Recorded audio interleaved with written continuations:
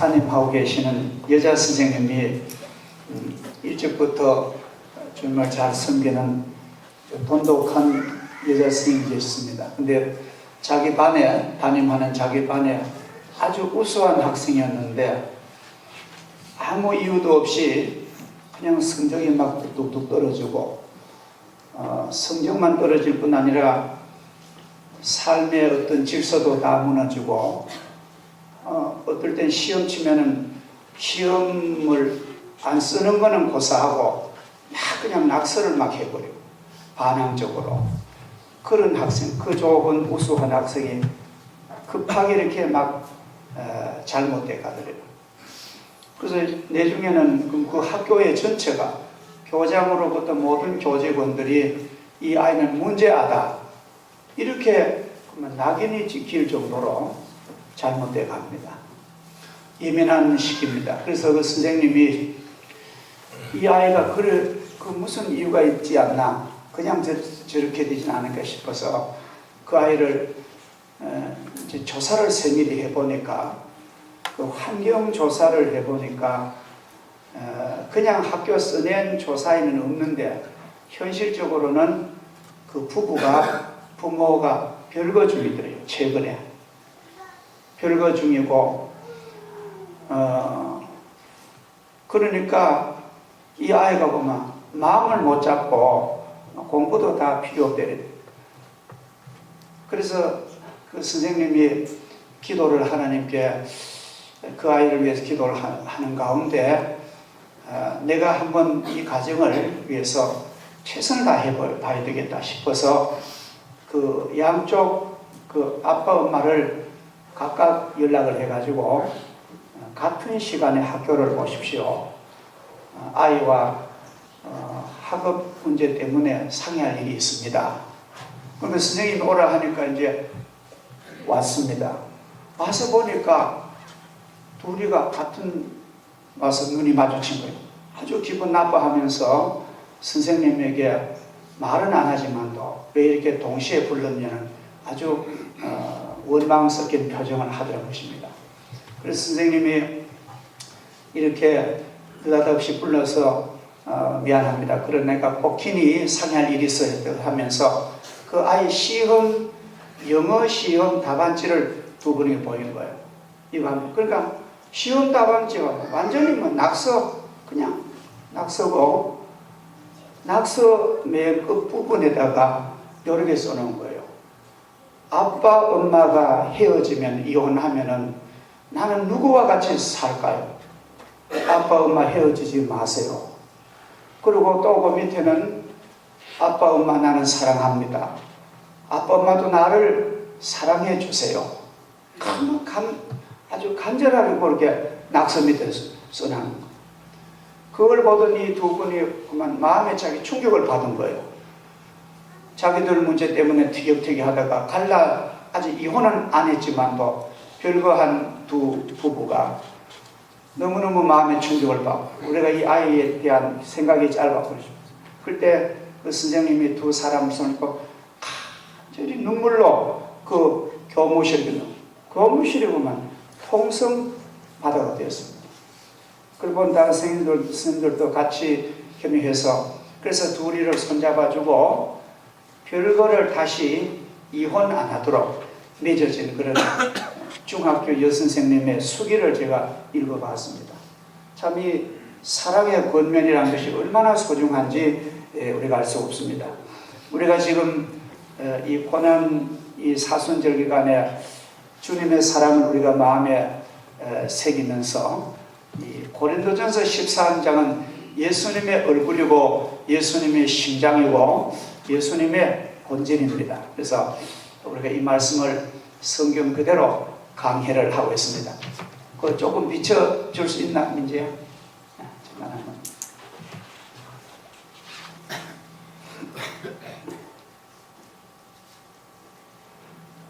저 지금.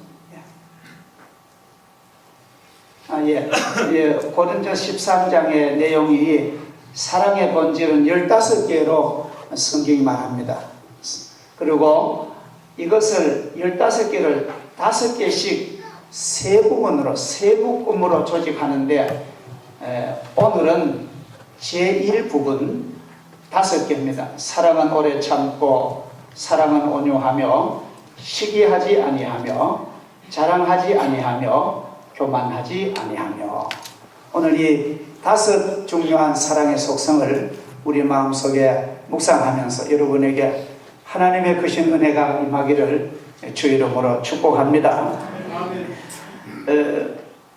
하나님을 설명하는 말 가운데 가장 훌륭한 말은 사랑의 하나님이라는 그런 말입니다. 시편 103편 8절에 보면은 하나님은 긍휼이 많으시고 은혜로우시고 노하시기를 더디하고 인자하심이 풍부하시도다. 사랑은 그냥 가만히 있는 것이 아닙니다. 사랑은 명사가 아니고 동사입니다. 우리 마음속에 흘러넘치는 것이 사랑입니다. 우리는 어릴 때에 나를 낳으시고 길러주신 어머니로부터 이 풍요한 사랑을 받은 우리의 그 경험을 다 안고 있습니다. 고전 13장 4절은 사랑의 본질과 사랑의 성격을 얘기하면서 제일 먼저 어떤 것이 사랑이냐? 사랑은 오래 참는 것입니다. 우리 모두는 다 사랑도 하고 사랑하고 싶은 마음 다 있는데 때로는 사랑의 방법을 몰라서 문제가 될 때가 많습니다. 그래서 에리 프롬 같은 분은 사랑의 기술을 배워야 됩니다. 사랑의 방법을 배워야 됩니다. 그러면 모두가 훌륭한 사람 될 수 있습니다. 저는 그 말을 굉장히 긍정하고 있습니다. 사랑은 오래 참는 것입니다. 이거 어려운 말 아니잖아요. 사랑은 급하게 빨리 할 수 있는 것이 아닙니다. 사랑의 진면목은 끊임없이 기다려주고 끊임없이 참는데 바로 사랑이 있습니다. 참는다는 것은 오래 기다림입니다. 농부는 곡식을 뿌려놓고 열매 맺기를 오래 기다리는 것이 농부의 중요한 자세입니다. 보리는 양력 11월 달에 보리를 뿌리는데 9달 만에 보리를 먹습니다. 보세요.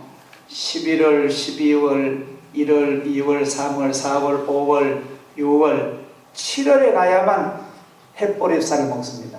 그러니까 얼마나 오래 기다립니까? 귀한 어머니가 아기를 가지면은 10달을 기다려줍니다. 급하다고 급해가지고 일찍 출산하면은 안 됩니다. 하나님이 기다리러 가는 그 시간을 잘 기다려야만 생명의 그런 복을 받습니다. 기다림은 사랑하기 때문이며 기다림은 성숙하기 위한 단계입니다. 기다림을 모르는 사람은 사랑할 줄 모르는 것입니다. 인간은 모두 불완전하고 다 불만족한 존재입니다. 하지만 그럼에도 불구하고 그렇기 때문에 끝까지 기다려주고 끝까지 품어주면은 반드시 변합니다. 조금 참아주다가 못 참아 오래 참고 기다리면은 반드시 귀한 아내와 귀한 남편과 귀한 자녀들은 좋은 모습으로 변해 오는 줄 믿습니다. 오래 참고라는 말은 화를 낼 만한 일에도 화를 더디 내는 그런 모습입니다. 우리는 내 마음이 맞지 않고 내 말과 내 뜻을 못 알아듣고 나를 신임해 주지 않는 사람을 보면은 얼마나 화가 납니까? 하지만 오늘 내려고 한 화를 내일로 미루고 내일 내려던 화를 모레로 미루는 그것이 사랑입니다. 그렇다 보면은 화날 날이 영영 오지 않을 수도 있는 것입니다. 그래서 우리가 화는 더디 낼수록 좋은 거예요. 듣기는 속히 하고 말하기는 더디하고 썩내는 것은 아주 더디 어쩜 미루세요. 내가 오늘 신랑한테 한마디 하고 싶은데 내가 내일 하자. 그거 좀 연기하시라고. 그러면은 연기하다 보면은 그러면 하늘 일이 없어지는 하나님의 은혜를 받게 될 줄 믿습니다. 다른 방법이 없습니다. 다른 왕도가 없습니다. 오래 참는 것입니다. 분노는 폭발성이 있습니다. 일단 분노가 폭발하면은 사랑은 유리조각처럼 산산이 깨어져 버립니다. 깨어지면은 이건 다시 회복은 너무너무 힘듭니다. 끝까지 자기를 절제하고 자기를 통제하셔야 됩니다. 사랑은 자기 절제입니다. 잠깐만이 아니라 오랜 세월 동안 절제하며 자아를 십자가에 못 박을 때 사랑은 꽃피고 또 그때 상대방은 변화가 되고 이 절제는 아름다운 것이고 성숙한 것이고 열매를 맺는 것이고 그것이 바로 오래 참는다는 그런 뜻입니다. 그 다음에 오늘 성령이 말씀하시는 사랑의 두 번째 속성은 사랑은 온유하며, 이 온유하다는 말은 쉽게 말하면 친절하다 그런 말입니다. 온유하다는 말은 아주 친절한 그런 것을 가리킵니다. 그러면 친절한 것은 어떤 것입니까? 그것은 하지 않아도 되는 일을 내가 해주는 것입니다. 없어도 되는 사랑, 소박한 사랑을 나누면 왠지 모르게 내 마음이 따뜻해집니다. 위대한 기적을 주신 예수님의 사랑을 보십시오. 예수님은 사실은 사랑하지 않아도 되는 그런 사람을 너무너무 소박하게 사랑하십니다.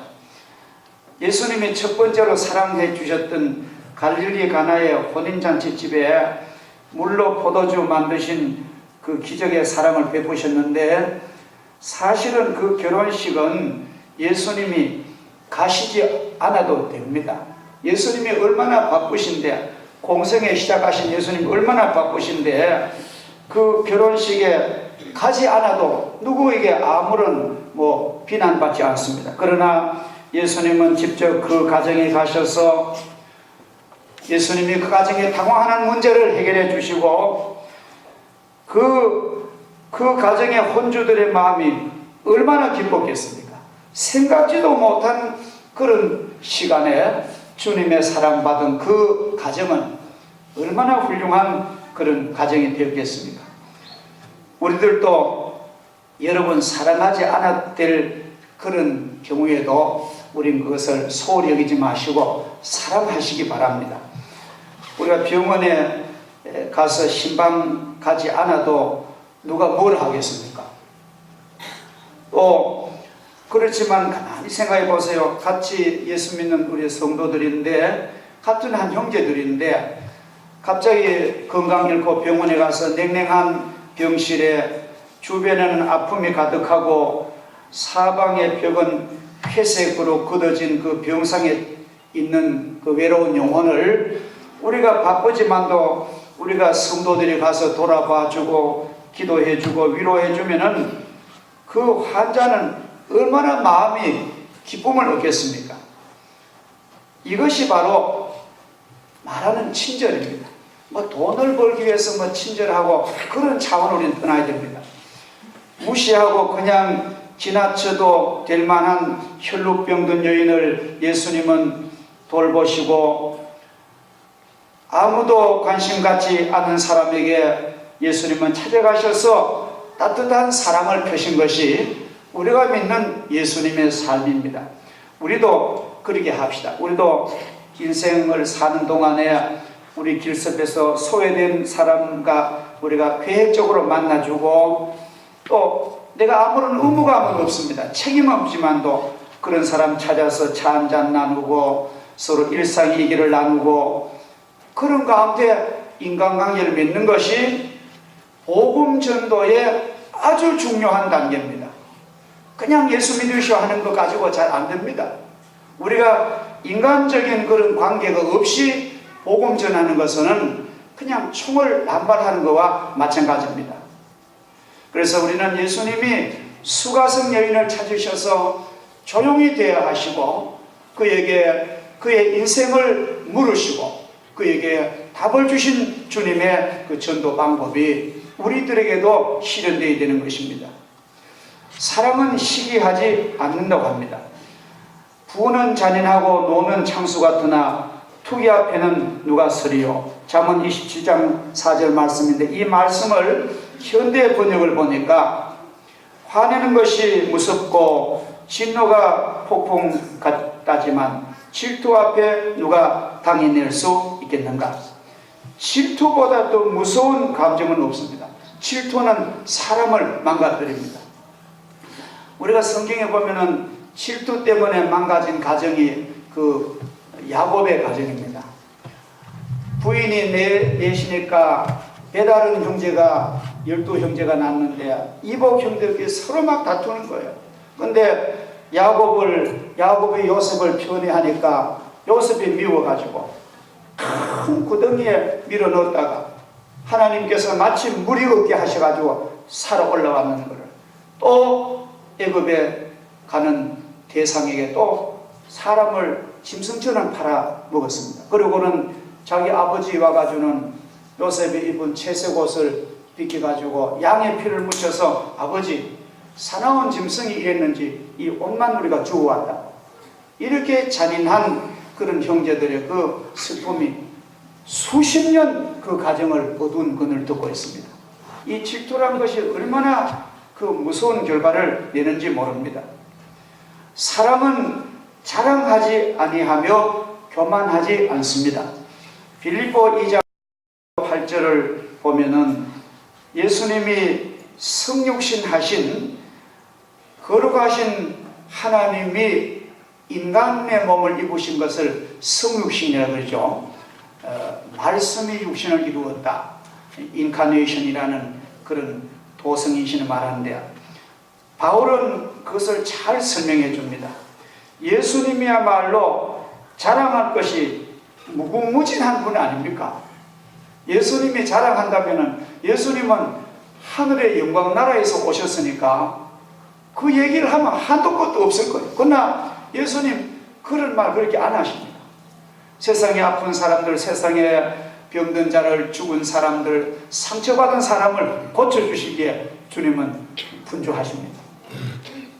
그런데 우리는 사실 예수님에 비하면 자랑할 것도 아무것도 없어요.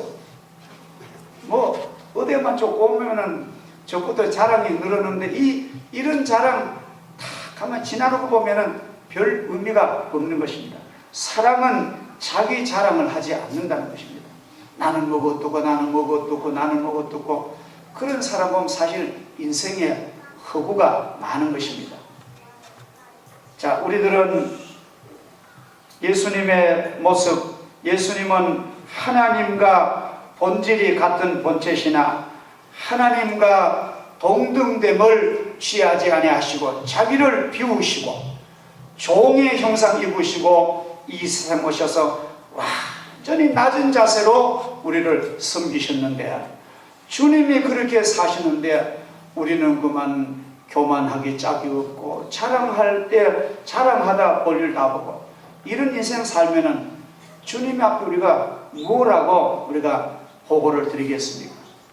그래서 우리는 참으로 우리는 사랑은 자랑하지 않는다는 주님의 그 뜻을 잘 우리가 깨닫고 십자가에서 죽으시기까지 복종하신 주님을 본받아서 내가 부모님이 나에게 무슨 말 하든지 순종하시고 교회 하나님의 종은 절대로 주의 백성에게 악하고 그릇된 길 안 가르칩니다. 몰라 그 주의 종이 무슨 정신이 잘못되고 요새 말한 대로 그 알츠하이머 노망이나 했으면 모르지만도 목자는 양들 위해서 일생의 생명을 건 사람이에요. 그런데 하나님의 종의 그 따뜻한 명령에 무조건 복종하셔야 됩니다. 너무 이유를 많이 대고 목사님 이건 이렇지 않습니까? 저런 저렇지 않습니까? 그 하면은 차라리 안 믿는 게 낫습니다. 우리가 하나님의 거룩하신 하나님의 영광의 교회에 와서 내 사견을 다 잠재우고 주의 뜻에 복종하는 훈련이 되면요, 내 개성도 하나님이 살려주십니다. 할렐루야. 그래서 우리는 이런 훈련이 잘해야 됩니다. 제가 떼제베라는 홍천에 있는 훈련을 한번 갔댔어요. 그건 성공해서 훈련인데 난 그거 가서 뭐 상당히 떼제베 프랑스에 온 공동체인데 많이 배울 줄 알았는데 쭉 가니까요. 그 돈을 내고 입학을 하니까 한 15년 전인데 뭐 보통 그렇게 하면 뭐 교환도 주고 책도 주고 한데 아무것도 없는 거예요. 그래서 그도 소위 모두 담임 목사들이 왔는데 아무것도 없고 하루 종일 방 닦고 마당 쓸고 그리고 첫날은 그래 했는데 그 이튿날은 뭐 좋은 그 이튿날 방 닦고 청소하고 그게 떼제베군. 그래서 내가 물어봤습니다. 교환이 따로 급승하니까 자기 급기가 좋은 교환이야. 자기 급기. 참 우리는 너무 많이 알아서 사실은 문제래요. 여러분들은요, 솔직히 말하면 19세기, 18세기 여러분이 그때 막 대학 총장도 여러분 지식이 더 많습니다. 옛날에 뭐 좀 안다 그러봐요. 지금 갖다 대면 지금은 그 컴퓨터에 들어가면은 정보의 바닥을 다 가지고 있잖아요. 그러니까 여러분은 다 너무너무 옛날 사람 비하면 너무 지식이 훌륭하시고 좋으신데 우리가 이거 자기를 통제하지 아니하고 훈련하지 아니하니까 이게 문제예요. 그래서 우리는 이 사순절 기간에는 우리가 그저 묵묵히 새벽기도 하고 묵묵히 하루 성경을 최악에도 5장절 쭉 읽으시고 어떨 때는 성경 한 권씩 쭉 눈을 떼주고 읽으시고 그리고 또 기도하시고 그리고 시간 얼마 안 됩니다. 그렇게 하고 또 내일을 충실하고 이게 한 40일 반복하면요 얼마나 우리의 영성이 막 뜨거워지는 것을 우리가 경험할 수가 있습니다. 다른 무슨 기적을 바라지 마시고 우리는 일상의 순종이 바로 기적인 줄 믿습니다. 또한 사랑은 교만하지 않습니다. 교만은 자기를 높이는 것이고 사랑은 자기를 낮추는 것입니다. 정당한 권리가 있지만 마치 그 권리가 없는 자처럼 내가 사는 것입니다. 내가 기득권이 있지만도 나는 그 기득권을 내려놓는 것입니다. 이것이 하나님의 백성의 도리입니다. 내가 왜 그런 권리 있는데 자기 주장 다 하고 요만큼이라도 안 쏟고 그러면 뭐 예수 믿을 거 아무것도 없죠. 그래서 우리가 내 존재의 기득권, 내 자리의 기득권, 내 삶의 기득권을 우리가 비울 수 있는 그런 훈련이 얼마나 소중한가. 우리는 이 말씀 앞에 우리가 겸허히 훈련받고 오늘 거룩하신 성경 말씀은 오늘 성령께서 오늘 본문 말씀에 우리들이 이렇게 말합니다. 우리 직업 다 버리고 직장 다 버리고 오지에 선교사로 가라. 성경 그래 우리에게 말하지 않아요.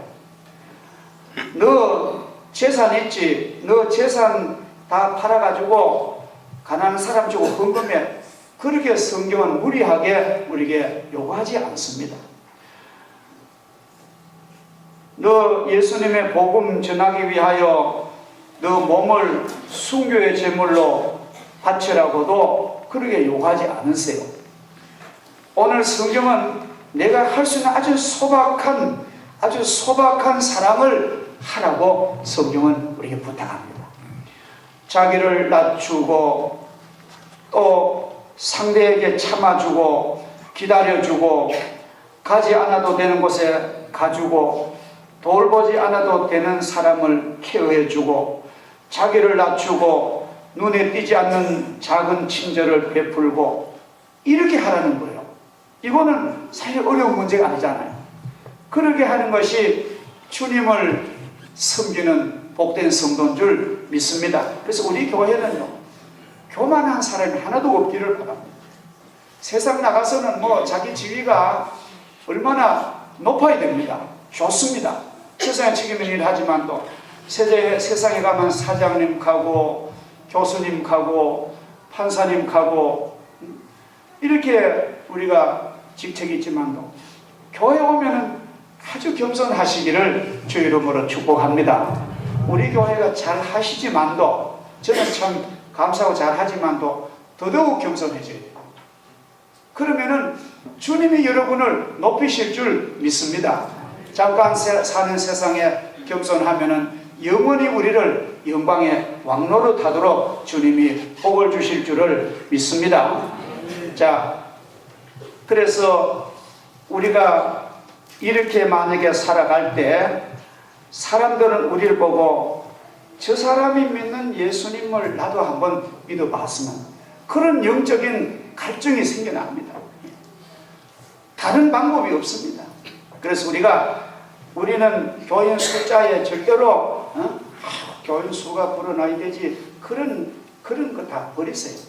교인이 5이 어떻고 50명이 어떻고 100명이 어떻고 1000명은 주님께서는 그 별 의미 없는 거예요. 그래서 우리는 너무 외부에 지금 화려한 것 우리가 다 버리고, 참 우리가 하나님의 백성으로, 우리가 구원받은 주의 백성으로 이 사랑의 본질을 우리가 실천해 나갈 때에 사람들은 당신이 믿는 그 예수 그리스도를 나도 믿으면 안 됩니까?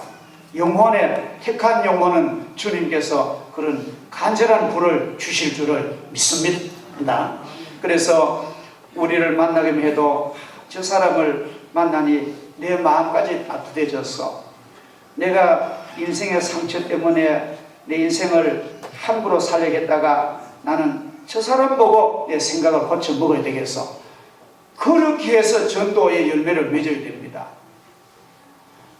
맨날 교회 10년 다녀 20년 다녀 하나도 안 변하고 자기 고집 그대로 가지고 있고 누구가 예수를 믿겠어요? 그래서 우리는 이 주님의 중요하신 말씀을 우리의 영혼에 잘 받아들여서 내가 내 아름다운 삶을 잘 갖고 나갈 때에 주님께서는 우리를 축복하시고, 그때 예수님의 사랑을 우리가 느끼게 되고 아름다운 열매가 잘 맺을 줄 믿습니다. 감사하신 하나님 아버지, 주님의 은혜와 사랑을 진심으로 감사합니다. 영광의 보좌를 비우시고 낮고 낮은 이 땅에 오셔서 종의 형상으로 살아가시던 주님, 우리가 주님의 그 사랑을 잘 알고 믿고 있습니다. 저희들 작은 것에서부터 가장 생활에 소박한 것에서부터 이 사랑을 실천해가는 저희들 되게 하시고, 듣기만 하여서 잊어버리는 사람이 아니라 이 귀한 말씀을 실천해가는 성령의 능력과 은혜를 저희들에게 베풀어 주시옵소서. 그래서 우리의 가정과 우리의 삶이 사랑으로 꽃피고 아름다운 열매 맺는 복된 저희들의 인생이 되게 하여 주시옵소서. 예수님의 이름으로 기도하옵나이다. 아멘.